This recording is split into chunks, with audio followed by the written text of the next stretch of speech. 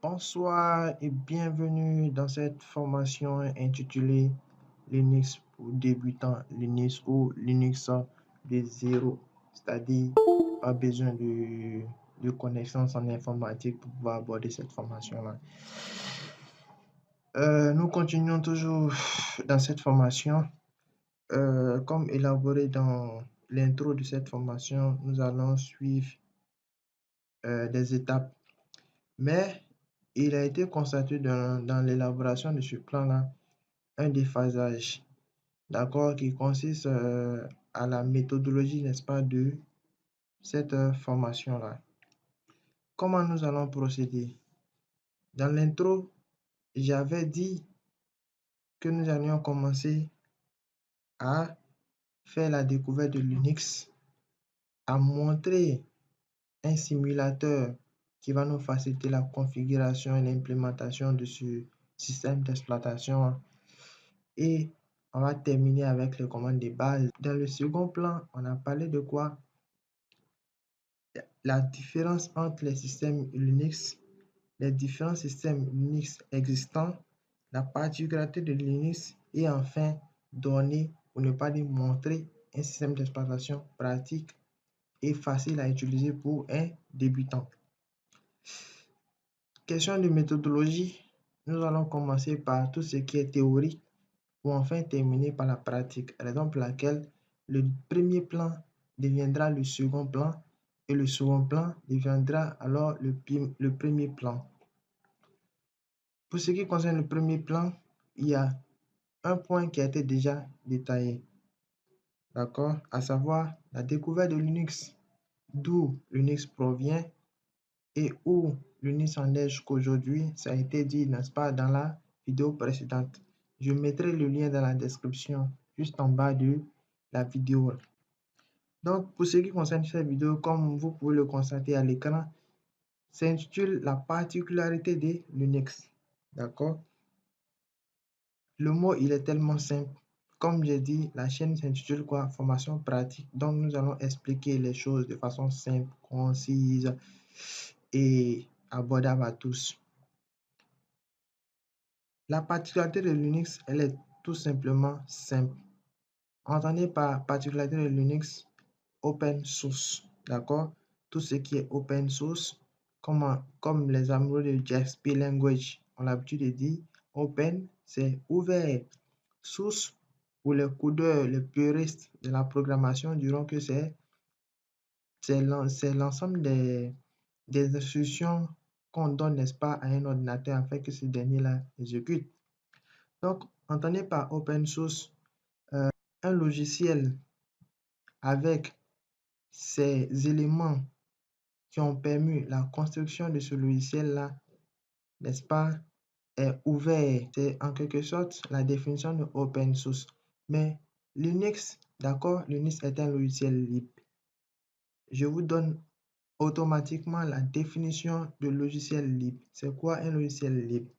Un logiciel libre peut se définir par 4 mots, à savoir l'usage, l'étude et adaptation, la modification et enfin la distribution. D'accord? L'usage. Qu'entendez-vous par l'usage? Tout simplement l'usage. Ici, on vous dit que le logiciel libre, vous pouvez l'utiliser sans débourser un sou. Rien de bien compliqué. Il vous suffit de vous inscrire sur un forum, d'accord, en ligne. Il y en a plusieurs. Vous demandez simplement à avoir le code source qui d'ailleurs est sous une licence GPL, d'accord? C'est ce qui nous donne la possibilité de pouvoir utiliser. Je vais faire une formation pour vous parler des licences open source si évidemment je vois plus de commentaires à ce sujet. Ce n'est pas l'objectif de ce cours. Donc, je disais que l'usage, vous avez la possibilité de l'utiliser comme vous voulez. Vous pouvez prendre ce code source là, manipuler, d'accord? Vous pouvez l'utiliser comme vous voulez. Vous pouvez étudier et adapter à vos besoins. D'accord? Étudier, c'est simple. Lorsque vous avez l'usage, vous prenez le code. Pour commencer à lire chaque ligne de code, à essayer de comprendre certaines lignes de code, ainsi de suite. Et après avoir fait une bonne lecture de ce code source-là, vous allez adapter à votre besoin. Un exemple tout simple. Je suis un développeur, je suis capable de confectionner des logiciels et je décide de développer un logiciel tel que VLC, qui d'ailleurs est un logiciel open source. D'accord? Donc, je rentre en contact avec quelqu'un qui va me délivrer le code source de VLC. Je prends le code source, je prends la peine de lire le code source. Après avoir compris le code source, je l'adapte à mon besoin qui est de faire quoi? De créer un logiciel de lecteur de vidéo, mais qui va plus s'appeler VLC, mais qui va s'appeler Toto Bala Mitsubishi. J'ai dit n'importe quoi, c'est un exemple. Donc, c'est ça en fait, il faut l'adapter à votre besoin. D'accord? Après avoir adapté à votre besoin, vous pouvez la modifier ou enfin la distribuer à toute personne qui voudrait, n'est-ce pas, poursuivre ces 4 étapes aussi à son tour. D'accord? Donc, voilà ainsi développer tout ce qui concerne la définition de logiciel libre de façon simple. D'accord?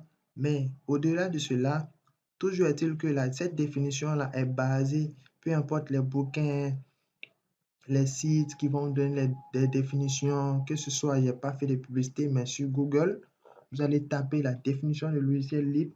Ils vont donner des définitions qui seront toujours basées sur ces 4 points-là. Donc, ma formation est de vous donner le nécessaire qui va vous permettre de pouvoir comprendre cette formation de façon simple. La particularité de Linux, contrairement à d'autres systèmes d'exploitation, je vais faire un peu de, si vous voulez, de comparaison entre les systèmes Linux et les systèmes Windows. D'accord? La grande famille Windows et la grande famille Linux.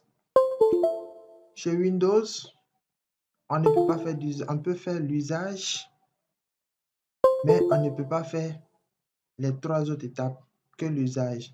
C'est un système qui est privatif, c'est-à-dire on, on ne peut que l'utiliser, nous sommes des simples utilisateurs, on ne peut pas partir au-delà de ça. D'accord? Parce que quoi? Microsoft se fait du sous à travers son système d'exploitation. Par contre, sur Linux, vous avez la possibilité de pouvoir utiliser ces 4 étapes sans que quiconque, n'est-ce pas, vous poursuive ou vous demande un droit d'auteur. Parce que il y a la licence, comme je vous ai dit, GPL. Cette licence-là, je peux vous donner des détails, sinon une formation consacrée à GPL. Parce que une vidéo seule ne peut pas me permettre de pouvoir vous expliquer en long et large cette licence-là. Donc, cette licence peut me prendre beaucoup de temps, mais je me ferai un plaisir de partager cette connaissance avec vous aussi. Évidemment, je reçois des commentaires à ce sujet. D'accord? Donc, si éventuellement vous avez des questions, je serai ravi de les répondre en commentaire. S'il n'y a pas de questions également, rendez-vous est donné à la vidéo suivante où nous allons donner les avantages entre Linux et Windows et aussi les inconvénients. Stay tuned and take care.